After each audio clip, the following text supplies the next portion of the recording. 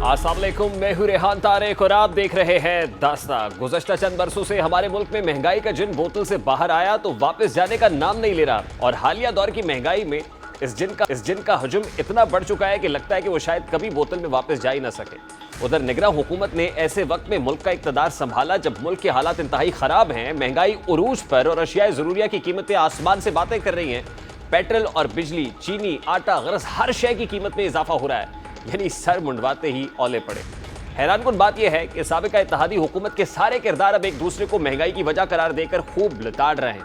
एक tug of war यानी सियासी रस्साकशी का सा समा है, लेकिन अवाम देख रहे हैं कि वही वज़रा जो आजकल बयानबाजी कर रहे हैं इत्तेहादी हुकूमत में आकर इक़्तिदार और वजारतों को इंजॉय करते रहे, लेकिन अवाम के अवलीन मसले महंगाई पर काबू पाने के लिए खातिर खा इक़दाम नहीं किए। पहल तो ये बहस और तकरार बिजली के बिलों को लेकर होती रही। तमाम इत्तेहादी जमातों ने ऐसा तासुर दिया कि बिजली महंगी होने की वजह मुस्लिम लीग नून है, लेकिन मुस्लिम लीग नून दिफाई पोजीशन इख्तियार करते हुए बार बार ये मौक़िफ़ दोहराती रही कि उनकी हुकूमत नहीं थी बल्कि ये एक इत्तेहादी हुकूमत थी, इसलिए वो अकेले किसी तरह भी कसूरवार नहीं है। लेकिन अब चीनी की बेतहाशा बढ़ती हुई कीमतों की वजह से मुस्लिम लीग नून ने भी बदला चुकाने की ठान ली है और इस इल्ज़ाम को साबिका वज़ीर तिजारत नवीद कमर पर धर दिया है। वजारत इत्तेहादी हुकूमत में पीपल्स पार्टी के हिस्से में थी और नवीद कमर इस वजह मान रहे। इस कशमकश को डिस्कस करने से पहले चीनी की बढ़ती हुई कीमतों के बारे में बात करें तो स्मगलिंग और ज़ख़ीरा अंदोज़ी की वजह से चीनी की कीमतें इस वक्त आसमान से बातें कर रही हैं। महज एक हफ्ते में ही इसकी फ़ी किलो कीमत 50 रुपये से ज़ायद इजाफा हो चुका है और उसके बाद 50 रुपये ज़ायद यानी बढ़ चुकी है। कई शहरों में डबल सेंचुरी के बाद भी चीनी की कीमतों में इजाफा नहीं रोका जा सका और गुज़श्ता रोज़ कोयटा में 1 किलो चीनी पर 15 रुपये बढ़े, आज फिर 15 रुपये का इजाफा हो गया और फ़ी किलो कीमत 220 रुपये तक जा पहुंची है। कराची में भी चीनी की फ़ी किलो कीमत 200 रुपये फ़ी किलो हो गई है, जबकि लाहौर की ओपन मार्केट में चीनी 176 रुपये फ़ी किलो में फ़रोख्त की जा रही है। ताम छोटी दुकानों और बाजार गायब है। चीनी की बढ़ती हुई कीमतों से आवाम परेशान है और होना तो ये चाहिए था कि चीनी की बढ़ती कीमतों को कंट्रोल किया जाता। साबिका हुकूमत मौजूदा हुकूमत को इस मामले में साथ देती, लेकिन साबिका हुकूमत ने इस मसले को लेकर आपस में महाज बना लिया है। ये मामला उस वक्त शिद्दत इख्तियार कर गया जब मुस्लिम लीग नून के सीनियर रहनुमा एहसन इकबाल ने एक प्रोग्राम में इस मसले पर बात करते हुए ये कहा कि चीनी बरामद करने की इजाजत पीपल्स पार्टी के वजीर तिजारत नवीद कमर ने दी थी। अब एहसन इकबाल सारे का सारा इल्जाम नवीद कमर पर डाल रहे हैं। नवीद कमर भी मैदान में आए और रद्दअमल देते हुए कहा कि चीनी बरामद करने की इजाजत कोई एक वजारत नहीं देती। ECC इजलास में चीनी बरामद करने का मामला सामने आया था, हमारे पास चीनी की इजाफी मिकदार मौजूद थी, इसलिए बरामद की इजाजत दी गई। इसी तरह पीपल्स पार्टी के फरतुल्लाह बाबर ने ट्वीट करते हुए मुस्लिम लीग नून को तनकीद का निशाना बनाया और बताया कि नवीद कमर ने इसहाक डार की मुशावरत से ज़र मुबादला के ज़खायर के हुसूल के लिए 2,50,000 टन चीनी बरामद करने की इजाज़त दी, लेकिन मोहतरम राना सनाउल्लाह ने 14 लाख टन चीनी स्मगल करने की इजाज़त दे दी। डॉलर स्मगलरों ने कमाए, लेकिन जनाब एहसन इकबाल जनाब नवीद कमर को ज़िम्मेदार ठहरा रहे हैं। दूसरी जानिब कुछ रोज़ कबल इसहाक डार ने चीनी की बढ़ती हुई कीमतों और मुस्लिम लीग नून पर लगाए जाने वाले इल्ज़ामात पर रद्दअमल देते हुए ट्वीट की और बताया कि अगले क्रशिंग सीजन में महज 2 माह बाकी हैं, जबकि इस वक्त मुल्क में चीनी 2.3 मिलियन मीट्रिक मौजूद है। नए क्रशिंग सीजन तक मुल्क में स्टॉक 10 लाख मीट्रिक टन तक होगा, इसलिए खतरे की कोई बात नहीं है। चीनी की बढ़ती हुई कीमतों की वजह सिर्फ और सिर्फ ज़ख़ीरा अंदोज़ी है, जिससे तवज्जो देने की जरूरत है। और इसहाक डार की वजाहत बेमानी है क्योंकि इसहाक डार चीनी की बरामद करने की इजाज़त देने के बाद भी कीमतों को एक जगह कायम रखने में नाकाम रहे और ना ही चीनी की स्मगलिंग पर कोई कंट्रोल कर सके। अब यहाँ सवाल ये है, चीनी की कमी नहीं थी तो चीनी सरप्लस में मौजूद थी और तो कीमतें उनके दौर से बढ़ना शुरू हुई, उनको कंट्रोल क्यों नहीं किया गया? अगर चीनी सरप्लस थी तो कीमतें ऊपर क्यों जा रही थी? चीनी की कमी थी तो फिर चीनी बरामद करने की इजाज़त क्यों दी गई? हकीकत यह है कि मुल्क में चीनी बहरान की असल जिम्मेदार शुगर मिल मालिकान, शुगर एसोसिएशन और साबिका PDM हुकूमत है। मुल्क में चीनी की कीमत 200 रुपये तक पहुँचाने के लिए पहले दरामदात, स्मगलिंग और ज़ख़ीरा अंदोज़ी का गोरख धंधा फैलाया गया। PTI हुकूमत में चीनी बहरान के बाद बड़े बड़े दावे करने वाली PDM हुकूमत ने भी वही गलतियां दोहराई जो माजी की हुकूमत ने की थी और PDM हुकूमत और चीनी इंडस्ट्री ने पैदावार ज्यादा और खपत कम बताई और कहा कि नवंबर में नया क्रशिंग सीजन शुरू होने पर भी मुल्क में सरप्लस चीनी मौजूद होगी, इसलिए चीनी बरामद करने की इजाजत दी जाए। साबिक वज़ीर ख़ज़ाना इसहाक डार ने 2.5 लाख मीट्रिक टन चीनी बरामद करने की इजाजत दी, लेकिन अब क्रशिंग सीजन शुरू होने से सिर्फ 2 माह पहले बताया जा रहा है कि मुल्क में चीनी का बहरान है और चीनी का स्टॉक जरूरत से कम है। अब निगरां हुकूमत 220 रुपए किलो के हिसाब से चीनी बरामद करने का मंसूबा बना रही है। दूसरी जानिब अवाम से अरबों रुपए लूट लिए जाने के बाद निगरां हुकूमत और FBR को भी होश आया है। FBR ने चीनी की सेल्स और स्टॉक का रिकॉर्ड मुरतब करने के लिए 38 शुगर मिल्स में मॉनिटरिंग टीमें तैनात कर दी हैं। चीनी की फरोख्त और मिलों के अहाते से बाहर जाने वाली चीनी का रोजाना की बुनियाद पर रिकॉर्ड मुरतब किया जाएगा। शुगर मिल्स के अहातों में गैर मुअय्यना मुद्दत तक FBR की मॉनिटरिंग टीमें मौजूद रहेंगी जो सेल्स टैक्स चोरी रोकने के लिए डेटा मुरतब करेंगी। और ज़राए के मुताबिक जिन शुगर मिल्स में टीमें तैनात की गई हैं उनमें Ramzan sugar mills, GDW, Abdullah sugar mills, अल अरेबिया शुगर मिल्स, अल Muizz industry, Ashraf sugar mills, चिरार sugar mills, इत्तेहाद sugar mills, Fatima sugar mills शामिल हैं, जिनकी चीनी की पैदावार की मॉनिटरिंग की जाएगी। और दीगर चीनी मिलों में हक बाहू sugar mills, Hunza sugar mills, Hussain sugar mills, Indus sugar mills, Jauharabad और उसके साथ JK शुगर मिल्स और कश्मीर शुगर मिल्स भी शामिल हैं। इनके साथ कुछ दीगर शुगर मिल्स हैं जिनमें मॉनिटरिंग किया जाएगा। अब बहुत देर के बाद सरकार को ये ख्याल आया है, FBR टीमें मुतहर्रिक हुई हैं और ये सब उस वक्त होता है जब हम नुकसान कर बैठते हैं। और अब क्रशिंग सीज़न शुरू होगा, नवंबर में बताया जा रहा है कि क्रशिंग सीज़न का आगाज़ हो जाएगा, चीनी वाफर मिकदार में होगी, लेकिन उससे पहले ये माहौल पैदा किया जा रहा है। और फिर इत्तेहादी जो माजी की इत्तेहादी हुकूमत रही है वो भी इस मामले पर खुल के अब आमने सामने आ गई है। इस वक्त पाकिस्तान पीपल्स पार्टी के मरकज़ी रहनुमा हमारे साथ मौजूद है, फैसल करीम कुंडी साहब ने ज्वाइन किया। अस्सलाम वालेकुम कुंडी साहब, बहुत बहुत शुक्रिया आपके वक्त के लिए। कुंडी साहब, सबसे पहले तो बड़ा सादा सा सवाल है, चेयरमैन PCB के मामले पर तनाज़ा खड़ा हुआ, इलेक्शंस में खुल के सामने आया, लेकिन अब जो गलत पॉलिसीज़ हैं, नाकिस पॉलिसीज़ जिनका मलबा एक्चुअली अवाम के ऊपर गिर रहा है और वो भुगत रहे हैं, उस पर भी माजी की इत्तेहादी हुकूमत आमने सामने खुलकर आ गई है। यानी वो जो सर्द जंग जारी थी अब खुलकर पब्लिकली होना शुरू हो गई है, एक्सपोज हो गया है कि इस वक्त पीपल्स पार्टी और PMLN सेम पेज पे नहीं है। बिस्मिल्लाहिर्रहमानिर्रहीम। ऐसी कोई बात नहीं है जो आपने चेयरमैन PCB का जिक्र किया और बाकी चीज़ों का जिक्र किया। चेयरमैन PCB की तैनाती मैं नहीं समझता कि कोई गलत उसके ऊपर हुई है, और पाकिस्तान पीपल्स पार्टी की मिनिस्ट्री थी, पाकिस्तान पीपल्स पार्टी की मर्ज़ी थी कि वो किसको, पार्टी की लीडरशिप की मर्ज़ी कि वो किसको लगाते।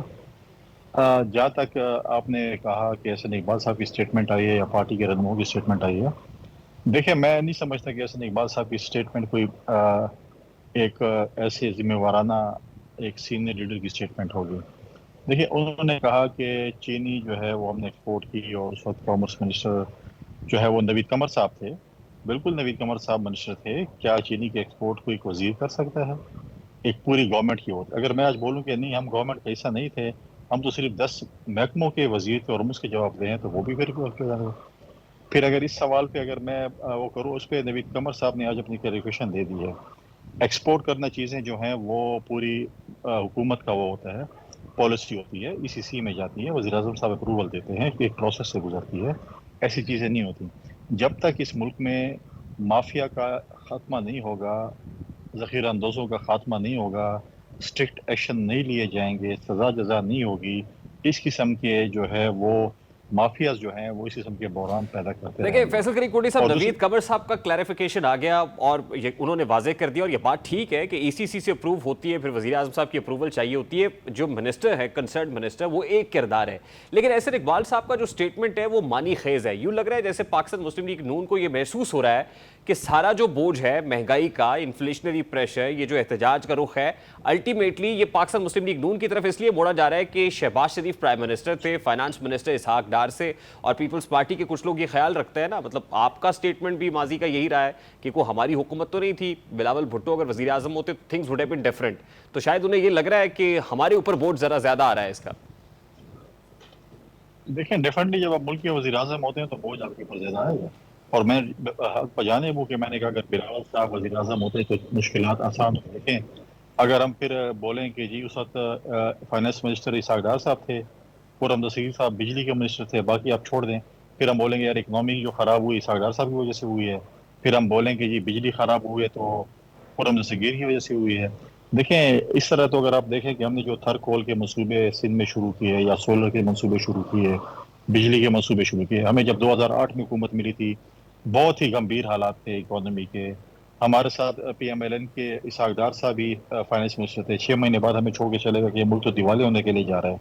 हमने मुल्क को संभाला, हमने आवाम दोस्त पॉलिसी अपनाई, हमने जो है वो हुकूमत 5 साल चलाई। फ्लड भी आया 2010 का, हमने मिलिट्री ऑपरेशंस भी किए वजीर स्वात और वजीरिस्तान में, हमने जो है IDPs भी वजीरिस्तान अपना इसके स्वात के फेस किए। दुनिया की तारीख सबसे जो ज़्यादा सबसे लार्जेस्ट जो है वो नकल मकानी हुई, हमने दोबारा को सडल डाउन भी किया और हमने मुल्क को आगे लेकर चले। तो लिहाजा अगर हम कहें कि हमारे पास वज़ीर आज़म होते, देखिए वज़ीर आज़म के पास एक वीटो पावर होती है जो हम आपको मशवरे दे सकते हैं, अमल दरामद करा के काम है। लिहाजा हम नहीं चाहते, हमने हुकूमत में थे, हम जो है हुकूमत का हिस्सा थे, अच्छे बुरे काम साथ थे। अगर हम तकसीम जायदाद करना शुरू कर दें कि ये आपकी और ये मेरी थी, تو پھر میں سمجھتا ہوں کہ بات بہت آگے نہیں، نکل جائے لیکن گی. یہ اختلافات کا آغاز کنڈی صاحب ہوا کہاں سے ہے؟ مطلب یہ الیکشنز کا نہیں مطالبہ پیپلز اختلافات پارٹی میں نہیں. شدت سے کر رہی ہے کہ 90 ڈیز کے اندر الیکشنز ہونے چاہیے. ہم پاکستان مسلم لیگ نون سے پوچھتے ہیں تو وہ کہتے ہیں نہیں دیکھیں the limitations election commission of Pakistan کو کام کر دینا چاہیے اور یہ فیبرری مارچ سے پہلے پریکٹیکلی پاسبل نہیں ہے. پیپلز پارٹی بڑی کلیئر ہیڈڈ ہے اس پر. نون لیگ اپنی طرف کلیئر ہے کہ جی نیکسٹ ایئر فیبرری مارچ سے پہلے تو الیکشنز پریکٹیکلی پاسبل نہیں ہے. تو کیا یہ ایک بون آف کنٹینشن ہے پیپلز پارٹی اور پی ایم ایل این کے مابین؟ نہیں دیکھیں ہماری کوئی اختلافات ایسا سچ کوئی نہیں ہے. اور یہ الیکشن کی جو بات ہو رہی ہے، ہر جمہوری جماعت، ہر جماعت جو آئین کو فالو کرتی ہے اور آئین میں جو لکھا ہوا ہے، تو میں سمجھتا ہوں کہ ساری وہی چیزیں. ہم کوئی چیز مسلط نہیں کرنا چاہتے. کیا آئین میں آرٹیکل 224 میں یہ نہیں لکھا کہ 90 ڈیز میں الیکشن ہوں گے؟ کیا آئین میں لکھا ہوا ہے کہ آپ ڈیلیمیٹیشن کر کے الیکشن کرائیں؟ ہاں آئین میں لکھا ہوا ہے کہ آپ ڈیلیمیٹیشن کرا کے آپ الیکشن کرائیں کہ جب آپ سیٹیں بڑھا رہے ہوں. آپ سیٹیں نہیں بڑھا رہے ہیں، آپ کی آبادی 21 سے 24 کروڑ ہو گئی ہے، آپ سیٹیں نہیں بڑھا رہے ہیں کیونکہ آپ کے پاس میجورٹی نہیں تھی، 2/3 میجورٹی نہیں تھی، آپ کانسٹیٹیوشن امینڈمنٹ نہیں کر سکتے تھے. لہٰذا آپ ڈیلیمیٹیشن جو ہے وہ بعد میں بھی ہو سکتی ہے. اور ڈیلیمیٹیشن جو ہے وہ شارٹ ٹائم میں بھی ہو سکتی تھی. پچھلے سال بھی ڈیلیمیٹیشن ہوئی لیکن آپ کر سکتے تھے. لیکن اس کو فروری مارچ میں لے جانا، میں سمجھتا ہوں کہ میں نے پہلے بھی مشورہ دیا ہے کہ میں نون والوں کو کہوں کہ خدا نخواستہ، اور دوبارہ کہ تو خدا نخواستہ ایسا نہ ہو کہ پھر نون والے جنوری میں ہمیں کہیں اور دسمبر میں کہیں ٹرک پہ سوار ہوں اور پاکستان میں الیکشن کا مطالبہ کریں. اس سطح لوگ بتائیں. اس لیے میں کہتا ہوں کہ جو بھی جمہوری جماعت ہے، جو بھی آئین کو فالو کرنے والی جماعت ہے، وہ 90 دن میں الیکشن مانگیں. آپ کے اور ہم نزدیک چاہتے کنڈی ہیں کہ 90 دن صاحب میں الیکشن ہو. نون لیگ کو کیا دکھائی دے رہا ہے؟ جیسے اے این پی کے ایک رہنما نے یہ کہہ دیا، انہوں نے کہا کہ یہ جو کیئر ٹیکر پرائم منسٹر کا نام ہے، اس کے اوپر دستخط شہباز صاحب نے تب کیے جب ان کے ساتھ ان کو یقین دہانی ملی نیکسٹ سیٹ اپ کے لیے کہ پاکستان مسلم لیگ نون ہوگی. اس یقین دہانی کے بعد یہ سب کچھ ہوا ہے. تو کیا نون لیگ کچھ اور دیکھ رہی ہے تبھی یہ نعرہ لگا رہی ہے کہ کوئی بات نہیں نیکسٹ ایئر بھی جاتے ہیں الیکشن تو کوئی مسئلہ نہیں ہے، اور پیپلز پارٹی کو اس پہ تحفظات ہیں؟ کیا یہی وجہ ہے؟ نہیں ایسی کوئی بات نہیں ہے کہ نون لیگ کو یہ کمٹمنٹ ہوئی ہے کہ آپ جو ہے وہ اگلے وزیر اعظم ہوں گے اور آپ سائن کر لیں. میں نہیں سمجھتا کہ ایسی بات ہے. پاکستان پیپلز پارٹی نے بھی وزیر اعظم کو اختیار دیا تھا کہ آپ جو بھی فیصلہ کریں گے ہم اس پہ وہ پوری ہم آپ کو جو ہے اس کی ہم سپورٹ آپ کو کریں گے. ایسی بات نہیں ہے کہ ان کو کمٹمنٹ ہوئی کہ آپ وزیر اعظم ہوں گے اور آپ اس پہ سائن کر لیں. ایسی کوئی بات نہیں اور ایسی چیز ہے. ہم آج بھی کہتے ہیں کہ جو چیز آئین میں لکھی ہوئی ہے، ہم الیکشن کمیشن کے پاس بھی جب الیکشن کیا تھا، ہم نے کہا جو آئین میں لکھا ہم آئین ہی تقاضا کر رہے ہیں. ہم یہ نہیں کہہ رہے کہ جی آپ یہ چیز ایسے کر دیں یا ایسے کر دیں. آئین میں لکھا ہوا ہے کہ 90 ڈیز الیکشن، ہم ڈیمانڈ سر 90 ڈیز آئین میں تو الیکشن یہ کر بھی رہے لکھا ہوا ہے کہ ہیں. President of Pakistan article 48 class 5 کے تحت انتخابات کی تاریخ دے گے. آئین میں تو یہ بھی لکھا ہوا ہے. دیکھیں آئین میں وہ اس وقت لکھا ہوا ہے جب اسمبلی جو ہے اگر عدم اعتماد جب ہم نے کی تھی اور ناکام ہوتی، اور اس وقت جب وہ اسمبلی توڑ دیتے تو اس وقت پریزیڈنٹ ٹائم. یہ جب ایک ٹائم پورا ہو جاتا ہے تو الیکشن کمیشن ٹائم ہوتا ہے. لہٰذا میں سمجھتا ہوں کہ الیکشن کمیشن کو آئین کو فالو کرتے ہوئے ہمیں الیکشن کمیشن پہ اعتماد ہے، بھرپور اعتماد ہے. اور ہم کہتے ہیں کہ آئین کو فالو کریں. ہم کو یہی کہا تھا آئین کو فالو کریں، ڈیلیمیٹیشن کا جو ہے یہ چیزیں چھوڑیں. اور اگر ہونا تھا اس کو پہلے کر لیتے، بہت شارٹ ٹائم میں بھی ہو سکتی تھی. اور آپ الیکشن کی دیکھیں ایک چیز ہمیں اس لیے ہو رہا تھا کہ آپ نے ڈیلیمیٹیشن کی تاریخ کو دے دیا، آپ نے پورا اسکیجول دے دیا، لیکن کیا اس کے بعد الیکشن کا اسکیجول آیا؟ نہیں آیا. اس پہ کوئی چیز نہیں تھی کہ الیکشن ہو رہے ہیں نہیں ہو رہے، کب ہو رہے ہیں کب نہیں ہو رہے، کچھ نہیں تھا. پھر ہم نے ان کو کہا کہ آپ الیکشن کے اسکیجول بھی دیں، آپ ڈیلیمیٹیشن شارٹ کریں. اب جب یہ چیز انہوں نے الیکشن کا جو ڈیلیمیٹیشن اسکیجول دے دیا ہے کہ 30 نومبر اور اس کے بعد الیکشن کی بھی شاید وہ دے رہے ہیں، اس پہ پاکستان پیپلز پارٹی اپنی سی سی کی میٹنگ بلانے کے لیے جا رہی ہے بہت جلد. ٹھیک. اور اس پہ ہم فیصلہ کریں گے کہ ہمارا آئندہ کا عمل کیا ہوگا. اچھا گوڑی صاحب، ایک تاثر یہ ہے کہ اس وقت پیپلز پارٹی زیر عتاب ہے. پیپلز پارٹی کے لوگوں کے نام سٹاپ لسٹ میں ڈالے گئے ہیں. احتساب بڑا کڑا ہو رہا ہے اور آنے والے دنوں میں شکنجہ مزید سخت ہوگا. تو کیا یہ تاثر درست ہے کہ ایک پلاننگ کے تحت پیپلز پارٹی کو کارنرڈ کرنا مقصود ہے؟ دیکھیں یہ آپ کو اور میرا اس زندگی میں خواب رہ جائے کہ پاکستان میں کوئی احتساب بھی ہو. ہم کہتے ہیں کہ احتساب ہو، کڑا احتساب ہو، تمام اداروں کا ہو، تمام لوگوں کا ہو، میرا بھی ہو، آپ کا بھی ہو، تمام لوگوں کو جتنے بھی ہیں جو بھی ٹیکس پیئر میں پیسے لے رہے سب کا احتساب ہونا چاہیے. اگر میں غلط ہوں مجھے سزا ہونی چاہیے، اگر آپ غلط ہیں آپ کو سزا ہونی چاہیے. لیکن نیب کو پولیٹیکل وکٹمائزیشن کے لیے استعمال کرنا، نیب کو پارٹیاں توڑنے کے لیے استعمال کرنا، نیب کو اغوا برائے تاوان کا ادارہ بنانا، میں سمجھتا ہوں کہ یہ اس ملک میں ہمیشہ یہ چیز رہی ہے. آپ سرکاری ملازمین کو پکڑتے ہیں، ان سے پیسے لے لیتے ہیں، باقی جو انہوں نے کھایا پیا ہوتا ہے ان کو آپ معاف کر دیتے ہیں کہ آپ کو کلین چٹ مل جاتی ہے. پارٹیاں توڑنے کے لیے استعمال کرتے ہیں، جیسے یہ نہیں ہونا چاہیے. تو یہ جو آپ نے یہ بات کی ہے پیپلز پارٹی کے ساتھ، یہ تو ہمارا چولی دامن کا ساتھ ہے. جب بھی ہم حکومت سے جاتے ہیں یہی ہوتے ہیں کہ پیپلز پارٹی کارنر ہو گئی ہے، پیپلز پارٹی کی فائلیں کھل گئی ہیں، بالکل ازمال ہے.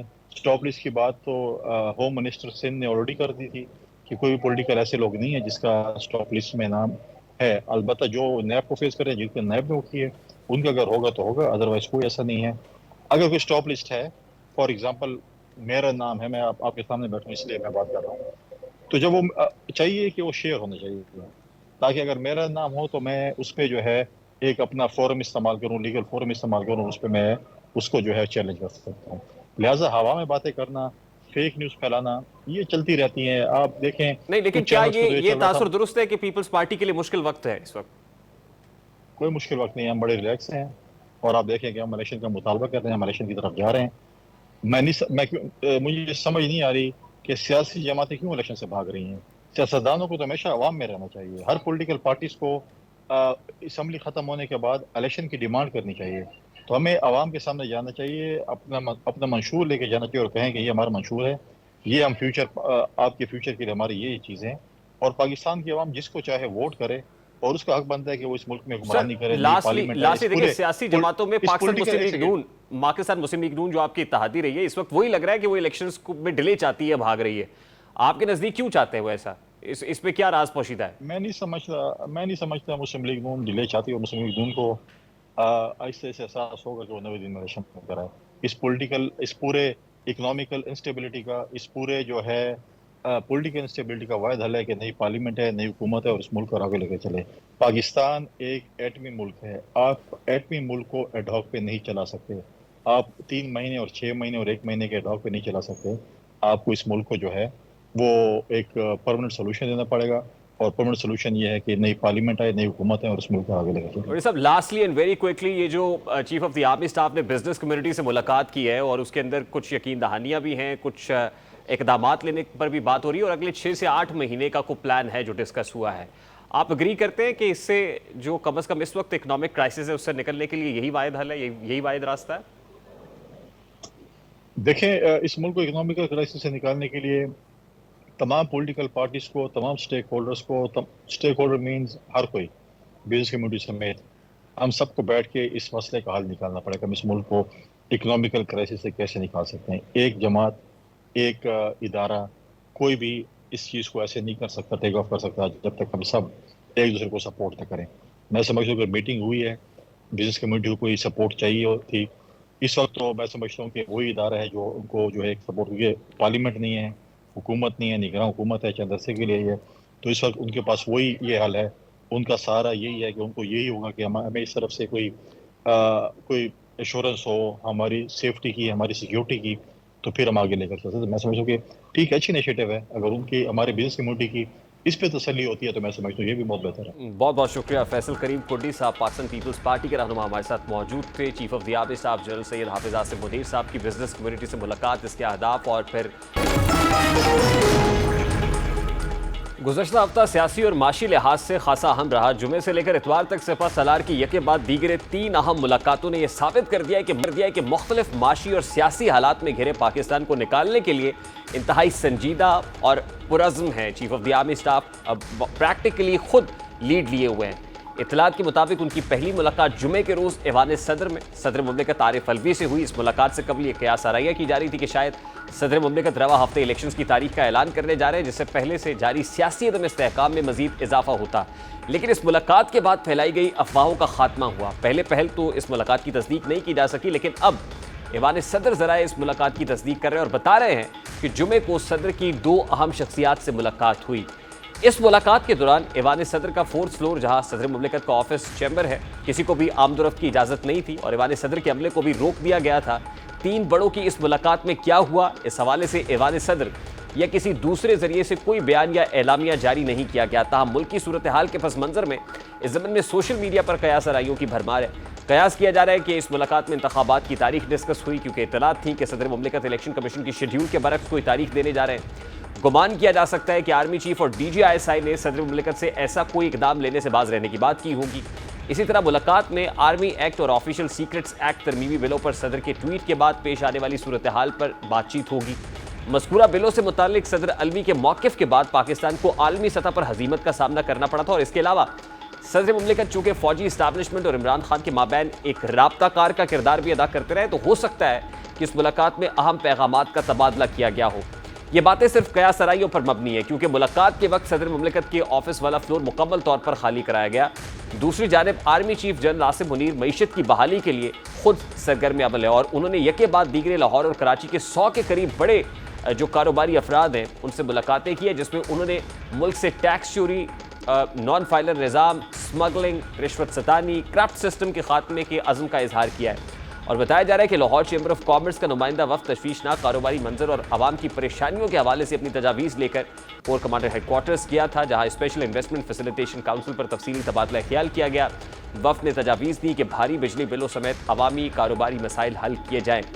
اب جو گزشتہ ہفتہ ہے ملاقاتوں کے اعتبار سے خاصا ہنگامہ خیز رہا، اب اس ہفتے بھی کچھ ہنگامہ خیز خبروں کا متوقع ہے، لیکن جہاں تک معاشی ڈومین کی بات ہے تو ان ملاقاتوں کے بعد جو بزنس کمیونٹی سے ہوئی ہیں اس کے بعد آج کچھ اچھی خبریں بھی موصول ہونا شروع ہوئی ہیں۔ اب بات کریں گے اس وقت ٹیکس ایکسپرٹ ماہر اقتصادی امور اشفاق طولہ صاحب نے بھی جوائن کیا ہے۔ السلام علیکم اشفاق طولہ صاحب، بہت بہت شکریہ آپ کے وقت کے لیے۔ سب سے پہلے تو یہ کہیے گا کہ 2 روز تک بزنس کمیونٹی سے ملاقاتیں ہوتی رہی، کراچی کی بڑی جو کاروباری برادری ہے اس سے chief of the army staff خود ملے، پھر لاہور کی بزنس کمیونٹی سے ملاقاتیں ہوئیں، اس کے بعد آج جو مارکیٹ سینٹیمنٹ ہے وہ کچھ پازیٹیو دکھائی دیا۔ فار ایگزامپل جو اسٹاک ایکسچینج ہے وہاں پر 400 پوائنٹس کا اضافہ دیکھا گیا، تو کیا دیکھا جائے کہ بزنس کمیونٹی سے ملاقاتوں کا نتیجہ ہے یہ کہ مارکیٹ سینٹیمنٹ پازیٹیو ہے یا کاروباری برادری کا اعتماد بحال ہو رہا ہے؟ بسم اللہ الرحمن الرحیم۔ میں نہیں سمجھتا کہ کوئی میٹنگ کا اتنا بڑا نتیجہ ہے اور کوئی 300-350 پوائنٹ گری ہے، بٹ آپ ٹرن اوور دیکھیں گے نا تو بہت تھوڑا ہے، تو میں نہیں سمجھتا کوئی اس وجہ سے کوئی بہت زیادہ بلش سینٹیمنٹ آئے ہیں انویسٹرز کے۔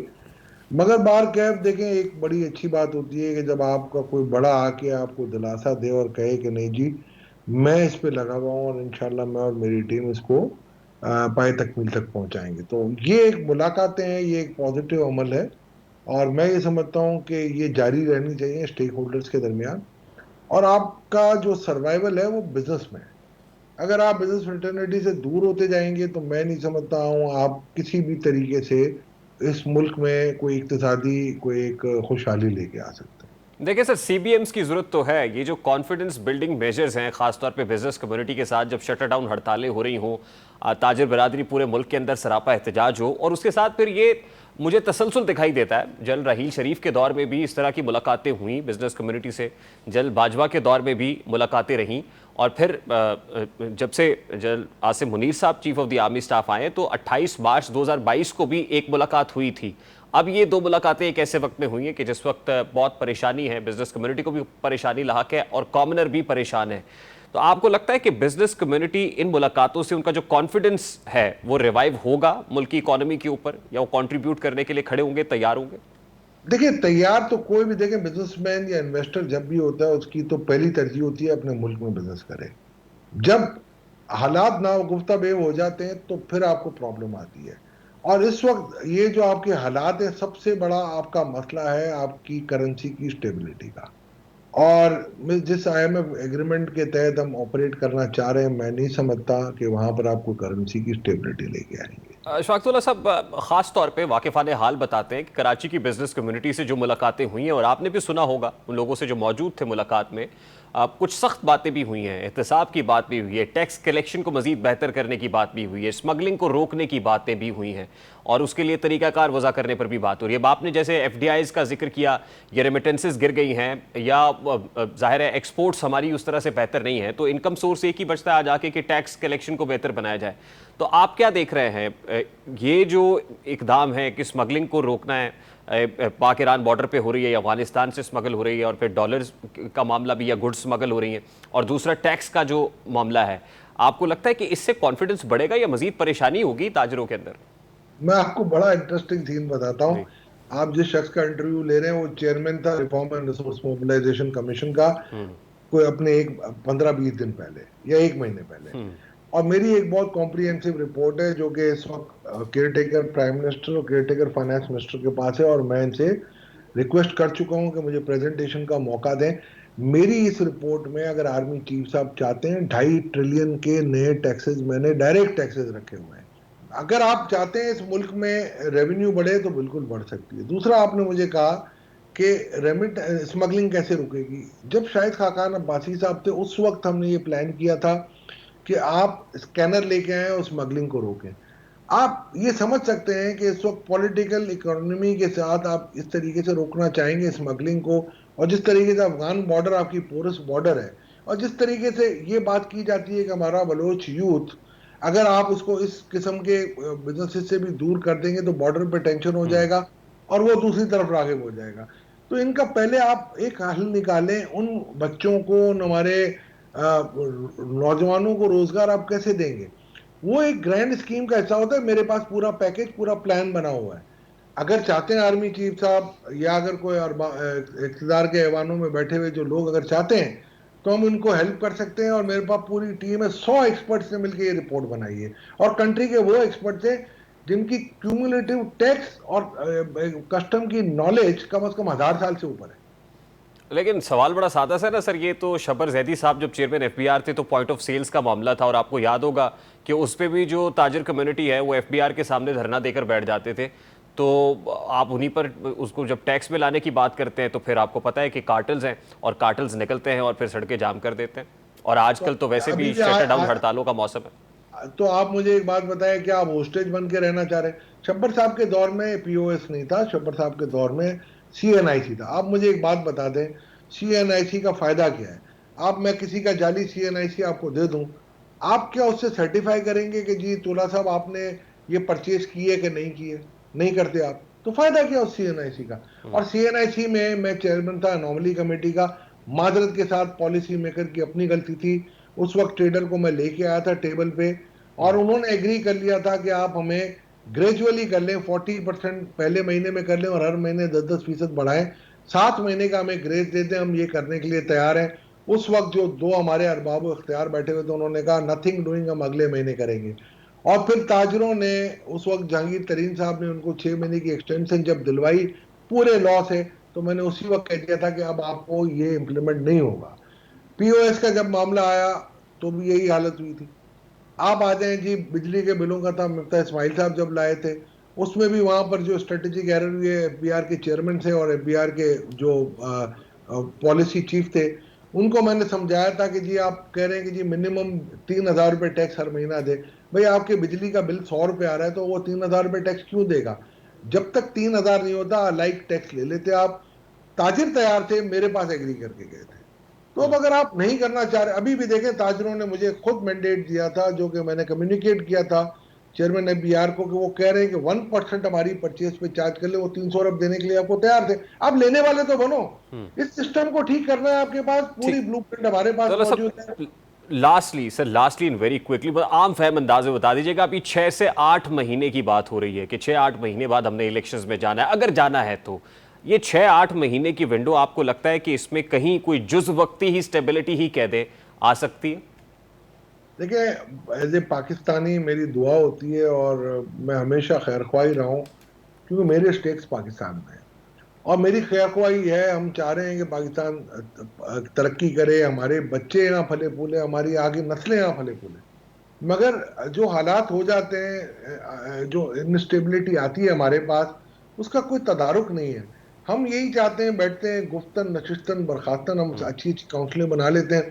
ان کاؤنسلوں میں آج مجھے بتا دیں کہ جو کاؤنسل چلا رہے ہیں ان کے ماضی کا ریکارڈ آپ نے چیک کیا؟ آپ ان کو تو چیک کریں کہ ان کی سکسیس ریشیو کیا ہے, وہ کہاں کہاں بیٹھے تھے.